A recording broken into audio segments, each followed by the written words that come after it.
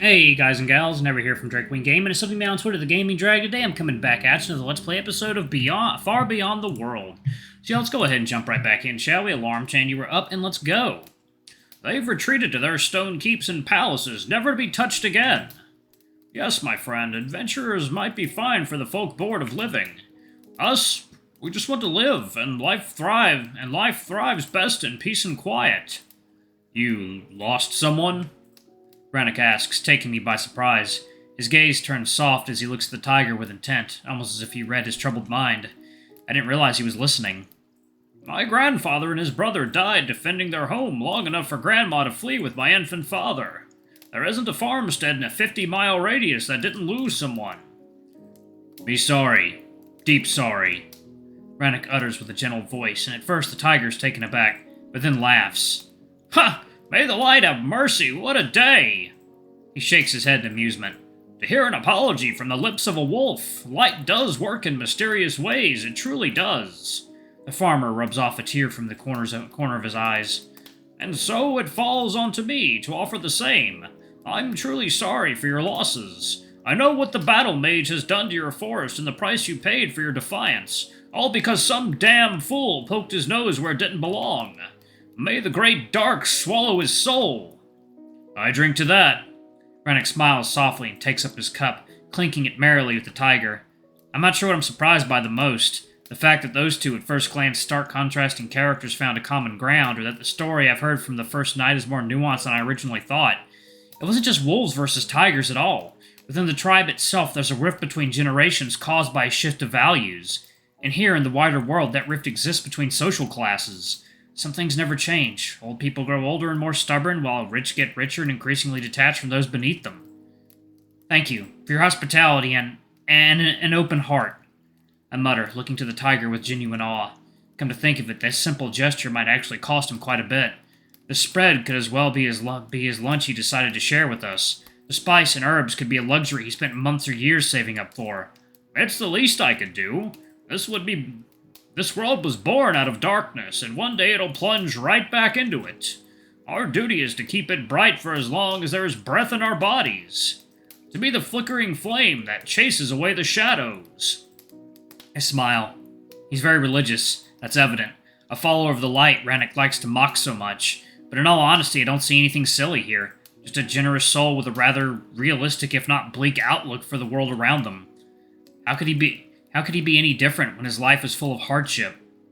Indeed, the least we can do is help those in need. I find myself agreeing with the man. If only the whole world worked like that. I add with slight resignation in my voice, to which Ranok begins rummaging in his purse.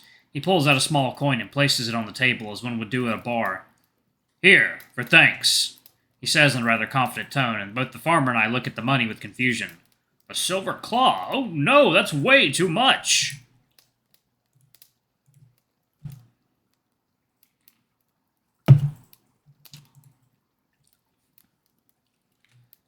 I did not invite strangers into my house to shake them down for coin. The tiger, although at first surprised, quickly becomes offended. This money be good. Daughter to care. Sad wife from death. The wolf tries to convince him as best he can. Despite his crude words, the tiger considers this for a moment before returning to fervently shaking his head. No, no, no. This is a good fortnight of hard labor. I couldn't just take it. I couldn't justify it. The port was only 12 copper, 25 if you count all spice that went into it. Good. We refill bag if any left. Ranok pats his wineskin and approaches the cupboard where the bottle stands. The farmer gets to his feet and frantically argues with the wolf, who slowly uncorks the bag. That's still too much. Perhaps if you were to break it. No small. Sorry. Ranok shrugs and begins to carefully refill the wineskin. It's really fine, sir. Perhaps on his way back you could host him again and thus even the scale. I pitch in, drawing a gentle swig of Ranok's tail.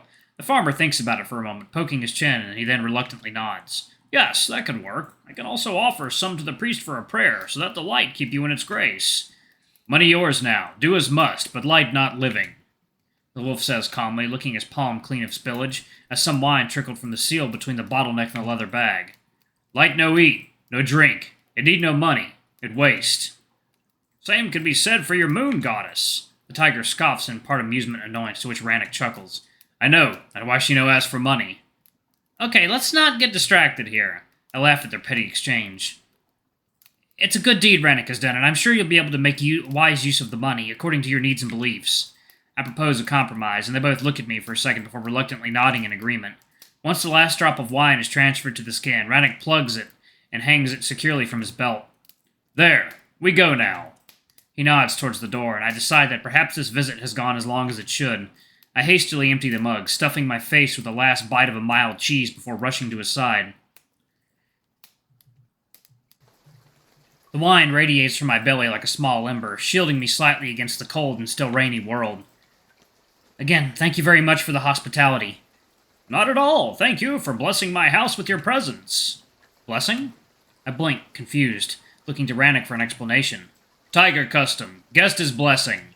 He says crudely, and I turn towards the farmer as he leads us to the gate. That's because we believe light is in every each and one of us. Inviting a stranger into your home is like inviting the light itself. If you make a dimmed candle shine brighter, you've done the world a service. I mean, I guess I could see that. Be nice to guest is good until guest kills you and takes your gold. Ranok blurts out, and I look at him wide-eyed until I'm even more shocked by the tiger bursting out in laughter as he pats the wolf on the shoulder.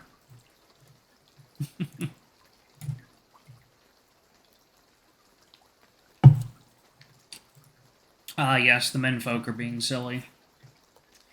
That may be true if you live in a palace with spare gold to be taken, and caution is not exclusive with generosity, my friend.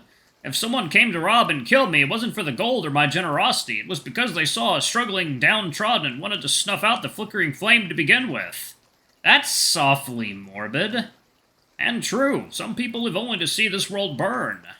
The male finally loses the sense of levity and speaks more seriously. Do you know how I got these scars? No. The Joker tiger, Jesus. A farmer like me, living in this remote, forsaken part of Avalon, is no target for desperate thieves. No, if I die, I'll die because I cross paths with a wicked soul. And then a lack of invitation won't save this old cat from being cut down to size. I shudder at the comment, but to my surprise, Ranok smiles. Stay safe, tiger friend. I see you on way back. Should be 2 nights. I look forward to our meeting, Master Wolf. And I hope you'll enjoy your stay in Strandbard. It's no Faerun, nor Tigeron for that matter, but to us small folk it's grand enough. I'm sure I'll enjoy it as much as I can, I say with an evident lack of enthusiasm as I'm reminded yet again that I'm heading there only to be abandoned. With our goodbyes exchanged, we're back on the road, and although we covered the first mile or so in relative silence, I could feel that part of the prior tension between us was alleviated. Excuse me. And I, for one, am glad for it, even though I still hold on to some resentment. Your Tiggery seems excellent, the wolf states plainly, not even looking in my direction. Not that it surprises me. I knew you were one of them. If you say so. I shrug, not willing to entertain this topic again. I'm quite done with people telling me who I am or what I'm supposed to be. Besides, this language hopping is so confusing. I have no patience for it right now. Now, my mind is more preoccupied with what's to come. I'm not looking forward to it. The hours go by with the sun continuing its shallow arch across the gloomy sky. For the most part, Ranok gives me space, as he should, but it only worsens my mood. I guess his attention is divided between me and the water soaking his fur. He made it clear he doesn't enjoy the rain, and I can see now why. The skies have been drenching us for a while now, and despite water gliding off my skin, the clothes I wear become heavy and waterlogged. I can only imagine the extra weight he carries within his fur. With a deflated posture and tail tucked close to his gambeson, he's indeed in a sorry state. My heart craves to strike a conversation, but my mind prevails and I hold my peace. And so does he. With my emotional struggle between anger and sadness, talking could only devolve into another argument, and that's the last thing I want. I simply admire the scenery, the farmland growing lusher and denser, with more elaborate houses dotting the fields the closer we get to Strandbard. Once we clear one of the many rolling hills descending from the heights of Tiernan, we can see the city in the distance, nestled comfortably within a small valley. It is very compact, with houses tightly huddled within modest stone walls, but it doesn't stop the city from looking mighty impressive.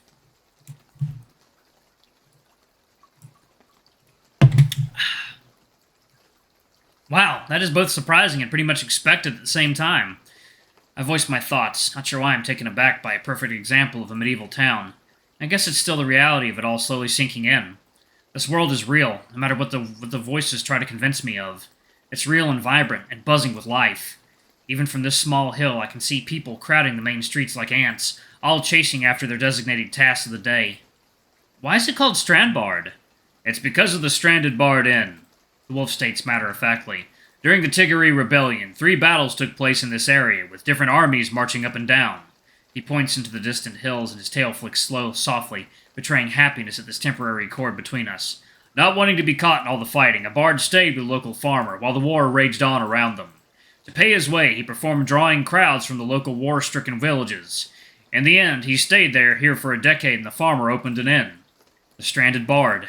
I smile at the realization. It's right there, see? That long roof with the 3 dormers. He points to a huge structure on the left-hand side of the city. Yeah. A village quickly grew around it not long after that village turned into a city. To this day, the citizens of Strandbard pride themselves in sheltering refugees from foreign. I get it. I grumble in annoyance, feeling a clumsy pitch incoming. I don't need to be sold on a place I have no part in choosing. And instead of spiraling into another argument, I decide to take a deep breath and look to the sky. Judging by the setting sun and the darkness creeping on the opposite side of the horizon, it's very close to 5 p.m. What hour would you say it is? A late one, that's for sure. The wolf responds stiffly, clearly unhappy with how delayed our arrival has gotten. Well, true, but more specifically. I'd say 9th, maybe 10th. Pretty much any official business will have to wait till tomorrow. How does the count work exactly? He looks at me with slight surprise, but quickly shrugs it off. I guess he's used by now to my amnesia leaving me entirely clueless for even the most obvious of things. You count the hours from the sunrise. The first hour starts at the break of dawn. Ranok says in that unintentionally condescending tone, and I nod in hesitant gratitude. The sunrise was probably around 7, which would mean that it's indeed 5 p.m. Huh, getting quite good at this. I guess the lack of clocks isn't something as jarring as I initially thought. One gets used to the natural rhythm of things dictated by the world around them rather than some artificial gizmo. I pull on the backpack strap, readjusting it slightly, and we get on the move again. It doesn't take long to cover the distance between us and the gate, which grew nearer and nearer with each step. I smile at the sound of the milling wheel gently treading water next to the bridge. At first, I thought it was a moat surrounding the city, but it seems to be an actual brook. The brook itself is wide enough to warrant a double-arched bridge, providing a natural barrier on the city's western side.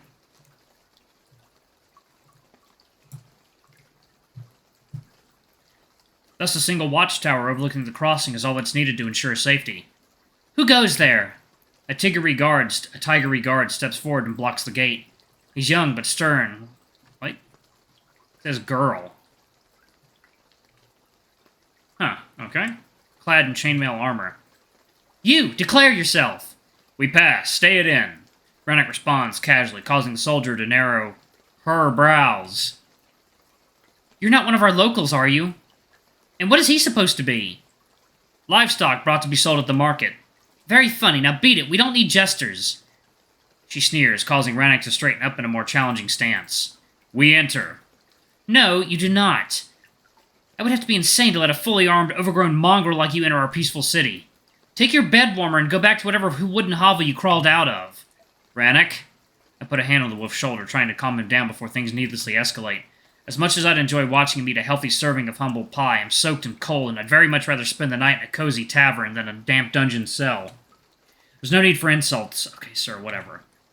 Oh, now you've learned some manners. For the last time, state your business or get lost. No business with you. I meet Chief. Ranok issues a soft growl, and the guard scoffs. Ha! That'll be the day. Now beat it. I have no time to waste on the likes of you. We enter. Only over my dead body. Draw that sword and make my day. He barks out, posturing with a spear aimed directly at us. I'm half worried an actual fight might erupt, but those fears are quickly dismissed when another soldier emerges from the gate. Alright, I'm going to go ahead and pause it right there. Thank you all so much for watching. Don't forget to like, comment, subscribe, ring that notification bell. I got to head off to work, y'all. I love you all, and I'll see you all in the next video. Bye-bye!